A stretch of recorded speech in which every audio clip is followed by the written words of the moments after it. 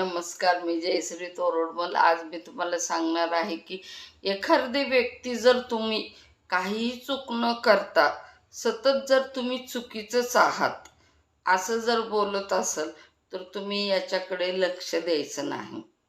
हं?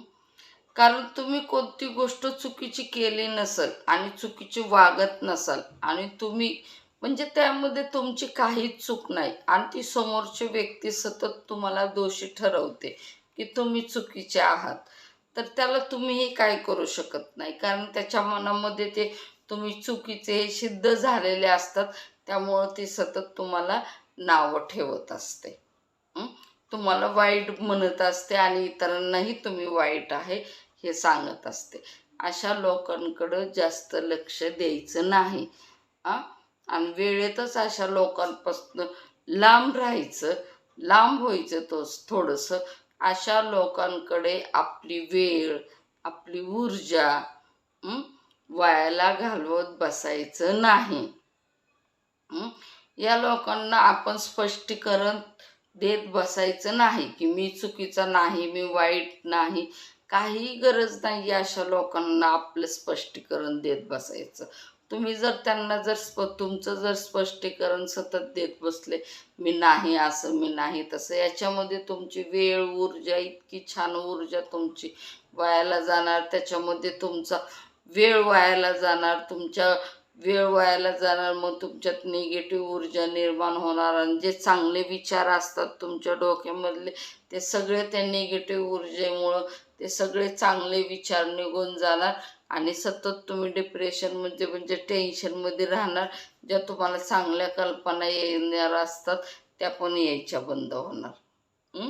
आणि तुम्हाला मानसिक त्रास अशा गोष्टींचा होणार.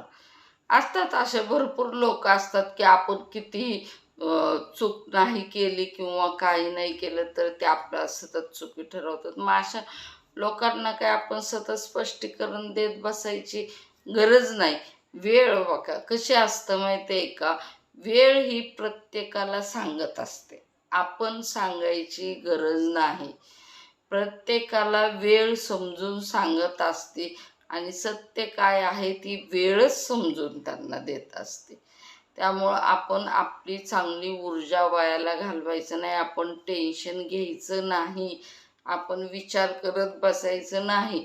अशा लोकांपासून आपण लांब का राहायचं माहिती आहे का, असे लोक सतत त्रास देण्याचं काम करत असतात दुसऱ्यांना. हं?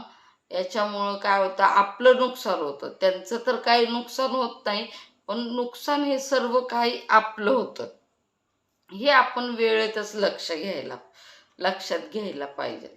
आ आपल्याला अशा लोकांनी आपल्याला चुकीचं ठरवलं की आपल्याला काय होतं, राग येतो आणि आपण त्यांचा द्वेष करतो आणि त्यांना असं बोलतो आणि त्यांचंही दोन शब्द ऐकून घेतो. याच्यामुळं त्रास कसा होतो आपल्याला होतं, आपली चांगली ऊर्जा आहे ती वायाला जाते आणि निगेटिव्ह ऊर्जा आपल्या शरीरात येते. मग अशा लोकांपासून आपण वेळेतच लांब व्हायचं. त्यांना स्पष्टीकरण देत बसण्यामध्ये आपला वेळ, ऊर्जा वायाला घालवायची नाही. अशा लोकांना दुसऱ्यांना नावं ठेवण्यामध्ये आनंद मिळत असतो आणि तो आनंद आपण त्यांना द्यायचा नाही. काय उलट आपण आपल्याला चांगलं समजावं. बघा तुम्हाला एक गोष्ट मी सांगते, जो तडफड बोलतो ना तो हुशार नसतो.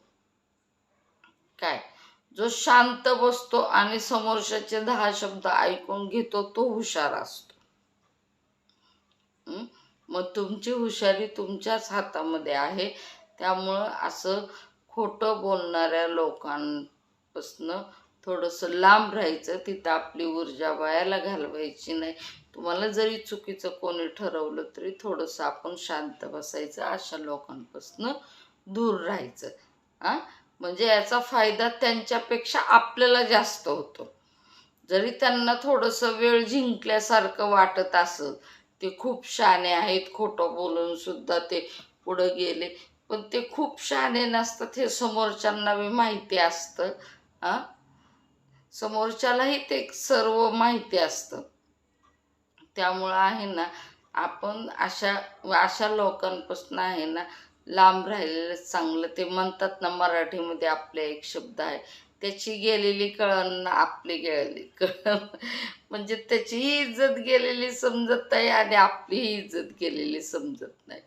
त्यामुळं कसं आहे, आपली इज्जत वायाला आपण घालवायची नाही, असं मूर्ख लोकांच्या नादाला लागायचं नाही, वेळेतच आपल्याला सावरायचं आणि अशा लोकांपासून आपण लांब राहायचं. हां, नमस्कार. माझे व्हिडिओ जर आवडत असले तर लाईक करत जा, सबस्क्राईब करत जा आणि माझे व्हिडिओ तुम्हाला कसे वाटतात हे कमेंट बॉक्समध्ये नक्की लिहित जा. नमस्कार.